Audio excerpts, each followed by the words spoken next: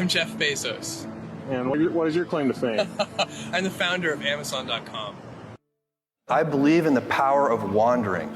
All of my best decisions in business and in life have been made with heart, intuition, guts, not analysis.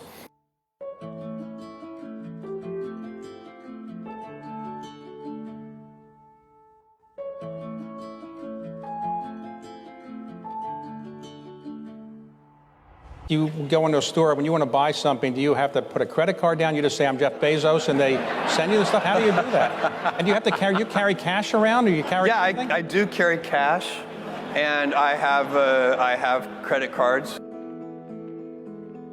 The great thing about humans in general is we're always improving things. And so entrepreneurs and inventors, if they follow their curiosity and they follow their passions and they figure something out and then they figure out how to make it better and they're never satisfied. I came across the fact, so this is 1994, nobody has heard of the internet, very, very few people. And I came across the fact that the web, World Wide Web, was growing at something like 2,300% a year. This is in 1994, and anything growing that fast is, even if its baseline usage today is tiny, it's growing so fast, it's gonna be big. And so I looked at that and I was like, there's gotta be, I should come up with a business idea and that get, on the internet and then let the internet grow around this and we can keep working on it. And so I made a list of products that I might sell online and I started force ranking them. And I picked books because books is super unusual in one respect, which is that there are more book items in the book category than there are items in any other category. There are 3 million different books active and in print around the world at any given time. So the founding idea of Amazon was to build universal selection of books. The biggest bookstores only had 150,000 titles. And so that's what I did.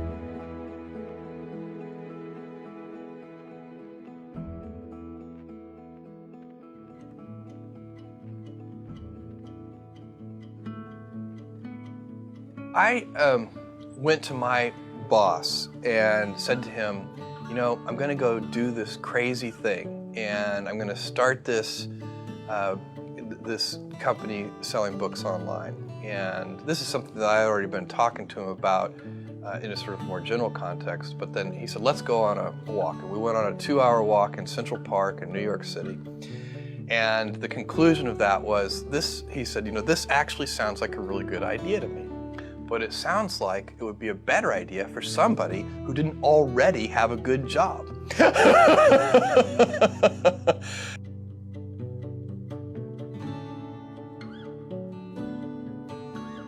I've been passionate about certain things forever, and I fell in love with computers in 4th grade. I got very lucky. My elementary school had a teletype that got connected to a mainframe computer that some business in downtown Houston donated a little bit of computer time to. This is, you can picture these teletypes. They had the punch tape and they had a 300 baud modem. You would dial up the phone and put it in the cradle. And so we had some time sharing on that mainframe computer, and none of the teachers knew how to use it. So me and 2 other kids stayed after school and sort of figured out how to do it and kind of taught ourselves programming from books. Everything I've ever done has started small. Amazon started with a couple of people, and Blue Origin started with 5 people, and the budget at Blue Origin was very, very small. Now the budget at Blue Origin approaches $1 billion a year. And next year it'll be more than $1 billion.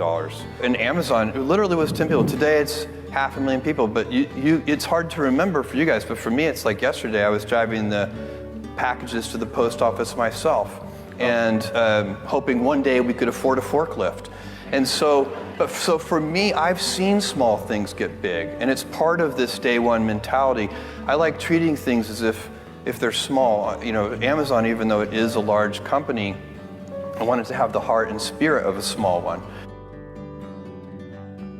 People have very high standards for how they want their work life to be.